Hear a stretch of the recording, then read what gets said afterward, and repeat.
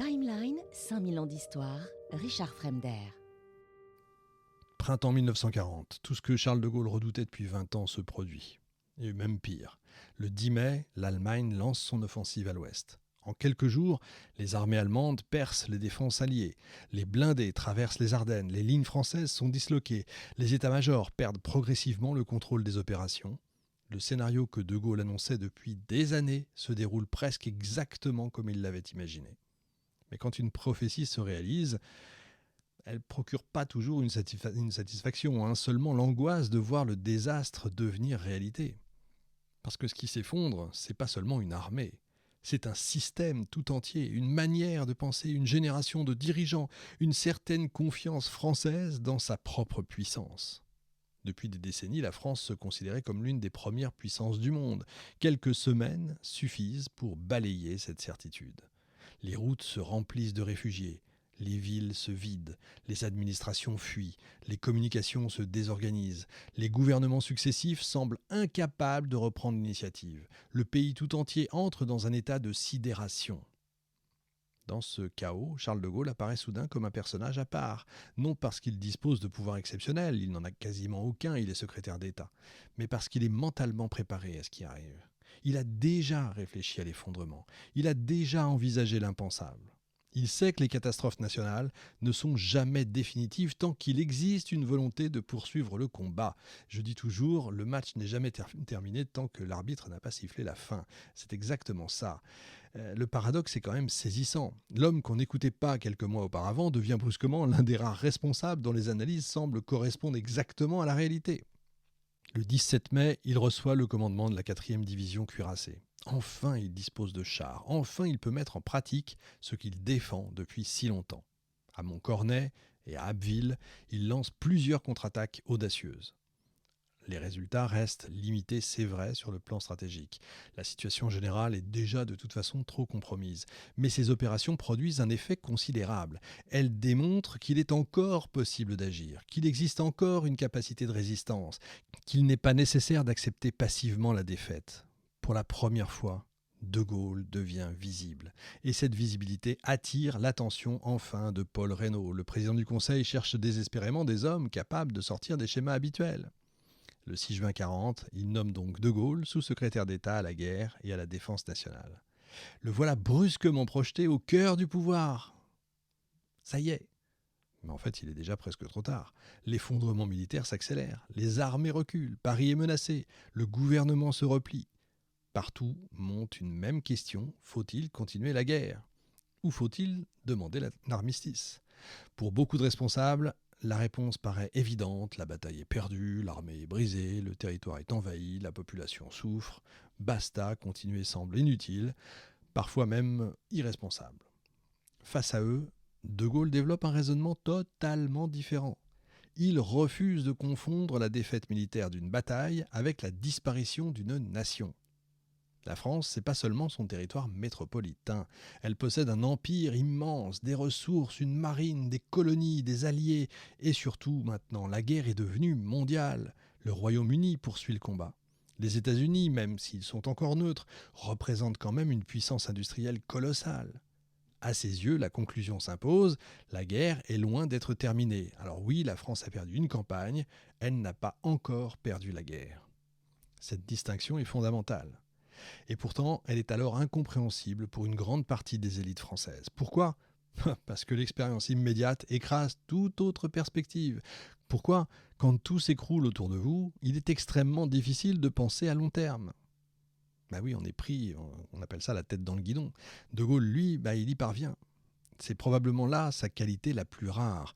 Là où les autres voient la catastrophe présente, lui, il regarde déjà l'équilibre futur des forces. Là où les autres raisonnent à l'échelle de quelques jours, il raisonne à l'échelle de plusieurs années. Cette capacité d'anticipation explique son comportement dans les journées décisives du mois de juin. Tandis que le camp de l'armistice gagne du terrain autour du maréchal Pétain, de Gaulle cherche toutes les solutions possibles pour poursuivre le combat. Il se rend à Londres, rencontre Churchill, tente d'organiser une union franco-britannique, multiplie les démarches, mais progressivement, il comprend que la bataille politique est perdue. Le gouvernement français choisit l'armistice. À cet instant, tout bascule. Parce que De Gaulle est confronté à un choix que très peu d'hommes rencontrent dans leur existence. Obéir à l'autorité légale ou obéir à sa conscience. La première solution, c'est la plus simple, la plus confortable, la plus logique même. Après tout, Pétain devient le chef du gouvernement. Je suis pas revenu, je reviendrai dans le bonus pour les abonnés premium sur les relations entre De Gaulle et Pétain avant la guerre. Donc Pétain est chef du gouvernement, les institutions fonctionnent encore, l'immense majorité des responsables français acceptent la décision. Rien n'oblige De Gaulle à rompre. Rien sauf lui-même. Et c'est là que toutes les années précédentes prennent leur sens. Toute son éducation, toutes ses lectures, toutes ses réflexions sur le devoir, toutes ses méditations sur les grands hommes de l'histoire, tout converge vers ce moment. Parce que depuis l'enfance, il a appris qu'il existe parfois une fidélité supérieure aux fidélités ordinaires. Une fidélité qui dépasse les hiérarchies, les règlements et les circonstances. Cette fidélité porte un nom, je vous l'ai dit tout à l'heure, la France. Non pas l'État du moment, non pas le gouvernement du moment, mais la France, dans ce qu'elle a de permanent. De Gaulle estime alors que l'armistice trahit cette réalité supérieure. Et dès lors, sa décision est prise. Le 17 juin, il quitte Bordeaux pour Londres. Alors là, il peut vous dire, il ne sait absolument pas ce qu'il attend. Il n'a ni armée, ni administration, ni moyens financiers. Il n'est soutenu par personne, ou quasiment. L'immense majorité des Français ignore jusqu'à son existence. Son avenir politique, on n'en parle même pas, semble inexistant. Son avenir personnel paraît même compromis. Et pourtant, il part. C'est probablement l'un des actes les plus extraordinaires de l'histoire politique française. Parce qu'il repose sur une certitude intérieure presque déraisonnable. Tout homme rationnel aurait pu conclure que la partie était paumée. De Gaulle lui refuse cette conclusion.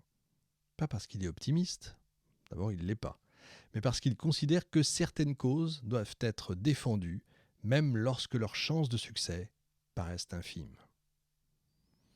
Le 18 juin 1940, il parvient à parler à la BBC. Alors je vous le dis tout de suite, le fameux appel du 18 juin, très peu de personnes l'entendent. Le texte va devenir célèbre, mais beaucoup plus tard. Et l'enregistrement que nous avons, c'est celui qui est passé quelques jours après. Il l'a refait. Mais celui de 18 juin 1940 n'existe pas. Sur le moment, donc, ça passe inaperçu. Mais ce n'est pas l'essentiel. L'essentiel, c'est qu'en quelques minutes, un général presque inconnu vient de créer une réalité politique nouvelle. Il affirme que la France continue, que la légitimité ne se trouve plus nécessairement là où se trouvent les institutions. Ça, c'est incroyable, c'est un acte de sédition. Qu'une nation peut survivre à sa défaite, qu'un homme seul peut parfois représenter davantage qu'un gouvernement entier. Cette idée paraît dingue, paraît folle, et pourtant elle va progressivement transformer l'histoire. Les semaines suivantes semblent confirmer son isolement. Vichy le condamne, d'abord à la prison, ensuite il est condamné à mort, par contumace. On le dégrade, on lui retire sa nationalité, on confisque ses biens, il devient officiellement un traître, un déserteur, un hors-la-loi. Mais ces condamnations produisent un effet inattendu.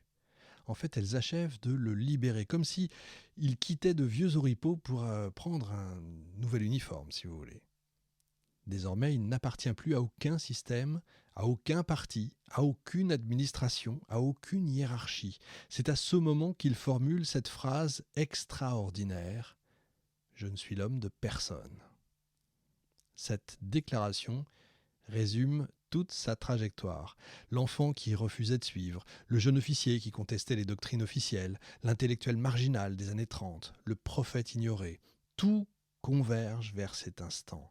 Pour la première fois, Charles de Gaulle est totalement seul, en fait. Et c'est précisément cette solitude qui va lui donner sa force. J'ai pas vu le film, comme je vous le dis, j'ai vu que la bande-annonce, mais on voit, dans les images que j'ai vues, on voit cette solitude, on la sent. Et c'est cette solitude qui va donc lui donner sa force. Parce que quand il arrive à Londres, il n'est plus seulement un général français, il devient progressivement quelque chose de beaucoup plus rare. Un homme qui prétend incarner à lui seul la continuité d'une nation vaincue, une prétention immense, presque insensée. Il est la France. Et pourtant, L'histoire avec un grand H va bientôt lui donner raison.